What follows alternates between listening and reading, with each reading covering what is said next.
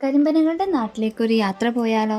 അതെ, പ്രകൃതി ഭംഗിയാലും നാട്ടിൻപുറത്തിന്റെ വശ്യതയാലും ആരെയും ആകർഷിക്കുന്ന കേരളത്തിന്റെ നെല്ലറയായ പാലക്കാട്. പാലക്കാട് യാത്ര പോവുകയാണെങ്കിൽ കണ്ടിരിക്കേണ്ട 20 ടൂറിസ്റ്റ് പ്ലേസസിനെ കുറിച്ചാണ് ഞാൻ ഈ വീഡിയോയിൽ പറയാൻ പോകുന്നത്. പാലക്കാട് ഫോർട്ട്. പാലക്കാട് ടൗണിന്റെ ഹൃദയഭാഗത്തായി സ്ഥിതി ചെയ്യുന്ന കോട്ടയാണ് പാലക്കാട് കോട്ട.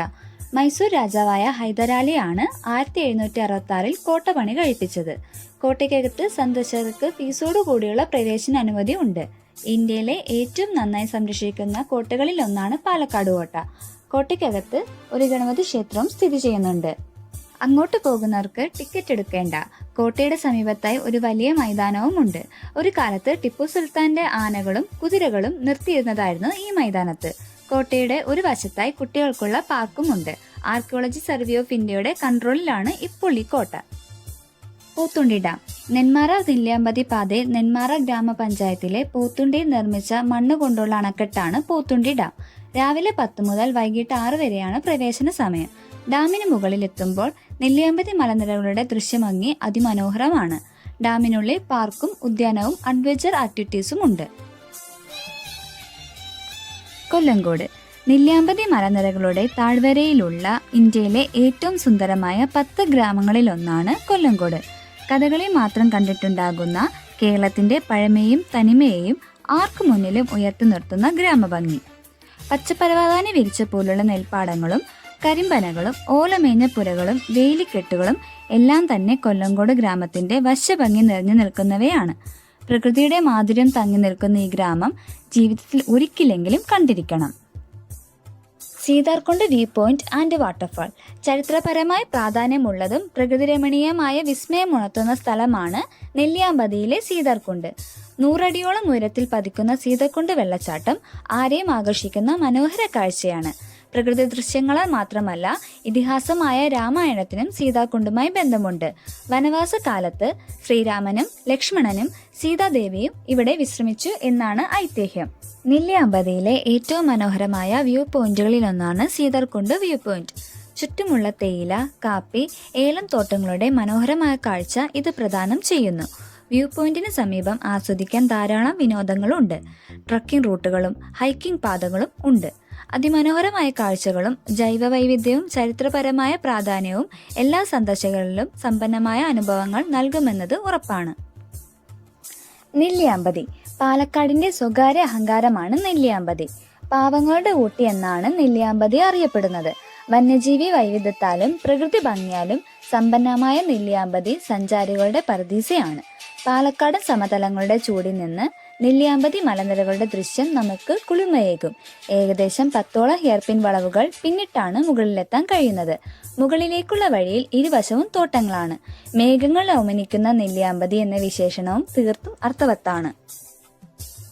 മീങ്കര ഡാം. കൊല്ലങ്കോടിന് സമീപമുള്ള മുതലമട ഗ്രാമപഞ്ചായത്തിലെ മീങ്കര പുഴയിൽ നിർമ്മിച്ച അണക്കെട്ടാണ് മീങ്കര അണക്കെട്ട്. ഗായത്രി ജലസേചന പദ്ധതിയുടെ ഭാഗമായാണ് ഇത് നിർമ്മിച്ചിരിക്കുന്നത്. ഈ അണക്കെട്ടിന് സമീപം സ്ഥിതി ചെയ്യുന്ന ഒരു പിക്നിക് സ്പോട്ടാണ് മീങ്കര. സഞ്ചാരികളുടെ തിക്കും തിരക്കും ഇല്ലാത്ത മനോഹരമായ ഡാമാണിത്. കവ വ്യൂ പോയിന്റ്. മലമ്പുഴ ഡാമിന്റെ സമീപത്ത് സ്ഥിതി ചെയ്യുന്ന ശാന്തമായ തടാകവും കുന്നുകളാലും ചുറ്റപ്പെട്ട പ്രദേശമാണ് കവ വ്യൂ പോയിന്റ്. നിരവധി സിനിമകൾ ഈ സ്ഥലത്ത് ഷൂട്ട് ചെയ്തിട്ടുണ്ട്. പ്രകൃതി സ്നേഹികൾക്കും ഫോട്ടോഗ്രാഫിമാർക്കും കവ ഒരു മനോഹരമായ ഓർമ്മ തന്നെയായിരിക്കും. കവ വ്യൂ പോയിന്റിലേക്ക് പ്രവേശന ഫീസ് ഇല്ല. കേരളത്തിലേക്കുള്ള മഴയുടെ കവാടമായാണ് കവ വ്യൂ പോയിന്റിനെ കണക്കാക്കുന്നത്. അതുകൊണ്ട് തന്നെ വർഷകാലത്താണ് കവയുടെ ഭംഗി പൂർണ്ണതയിലെത്തുന്നത്. മലമ്പുഴ ഡാം.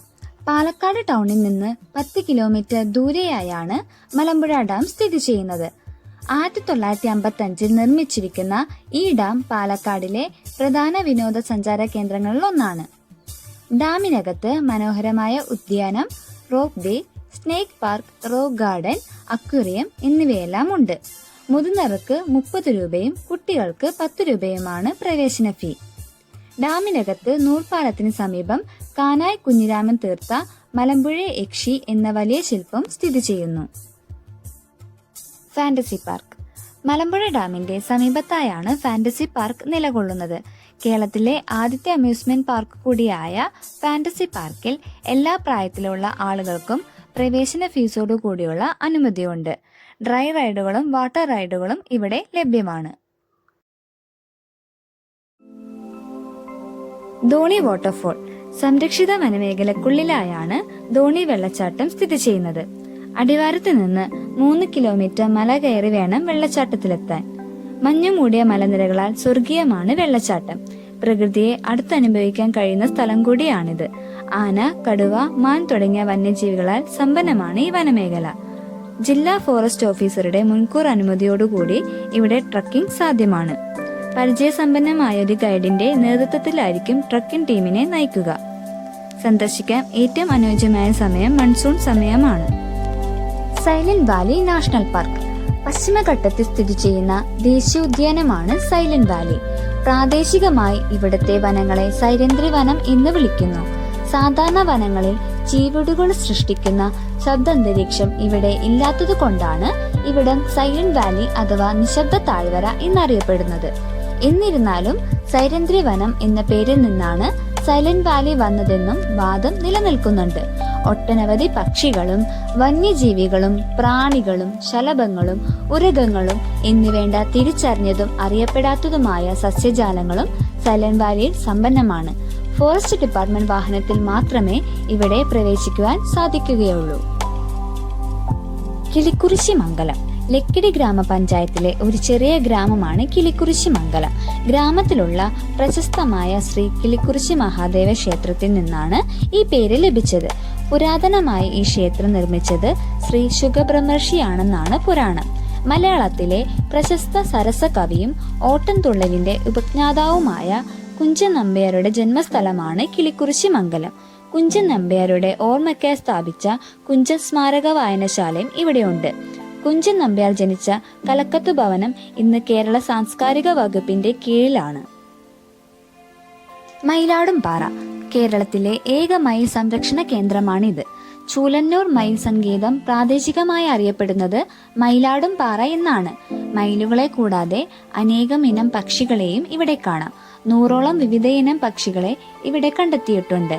രാവിലെയും വൈകുന്നേരങ്ങളുമായാണ് മയിലുകളെ കൂട്ടത്തോടെ കാണാൻ സാധിക്കുന്നത്.